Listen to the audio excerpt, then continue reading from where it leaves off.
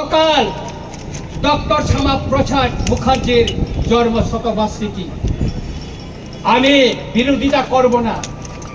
মাননীয় মুখ্যমন্ত্রী মহোদয় দীর্ঘদিনের আমাদের রাস আমল থেকে সেই জমি যেটা ছিল লাল মহল ছিল, রাস আমলে এটা ট্রেজারি ছিল, সেটা বামফ্রন্ট আমলে সেই জমিটাকে দখল করে সেখানে টাউন হল করা হয়েছে।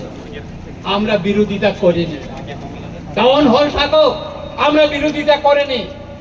কিন্তু গতকাল মাননীয় মুখ্যমন্ত্রী মহোদয় এই টাউন হলকে ডক্টর শ্যামাপ্রসাদ মুখার্জির নামে নামকরণ করার জন্য উনি ঘোষণা দিয়েছেন।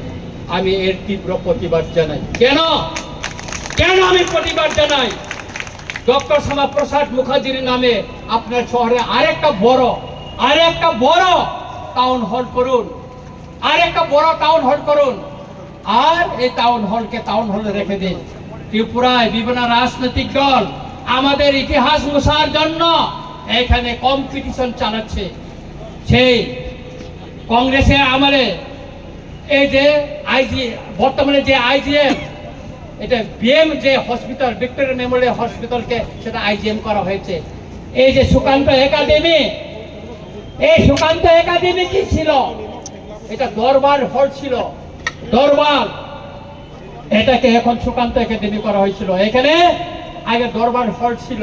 এইভাবে ত্রিপুরার ইতিহাসকে মুছে দেওয়ার জন্য সেই আস্তবলকে স্বামী বিবেকানন্দ ময়দান ঘোষণা করা হয়েছে। এটা আমরা মেনে নিব না।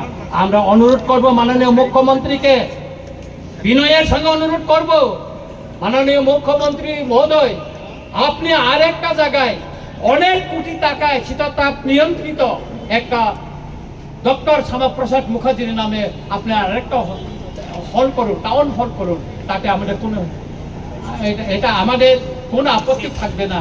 কিন্তু এই টাউন হলকে আপনি ডক্টর শ্যামাপ্রসাদ মুখার্জির নামে নামকরণ করে আপনি বিতর্ক হবেন না, কারণ কেউ করেনি। আমি ধন্যবাদ দিতে চাই আমাদের প্রাক্তন মুখ্যমন্ত্রী বিপ্লব দেবজিকে। তিনি থাকাকালীন আমাদের বরমুড়াকে হাতাই কত গন্ধা সরকার, গন্ধা তিসা, তারপর আগরতলা এয়ারপোর্টকে তিনি মহারাজা বীর বিক্রম মহারাজার নামে তিনি করে গেছেন। সেই জন্য ওনাকে আমি ধন্যবাদ জানাই। তাই আমি মাননীয় মুখ্যমন্ত্রীকে অনুরোধ করব, বিনয়ের সঙ্গে অনুরোধ করব, এই যে টাউন হলকে আপনি যে ডক্টর শ্যামাপ্রসাদ মুখার্জির নামে যে নামকরণের ঘোষণা দিয়েছেন সেটাকে প্রত্যাহার করে নিয়ে অন্য জায়গায় ওনার নামে সসম্মানে ওনার স্ট্যাচু বানিয়ে ওনার জন্য একটা শহরের ভিতরে জায়গা দেখে ওনার নামে করুন। তাতে আমাদের কোনো আপত্তি থাকবে না।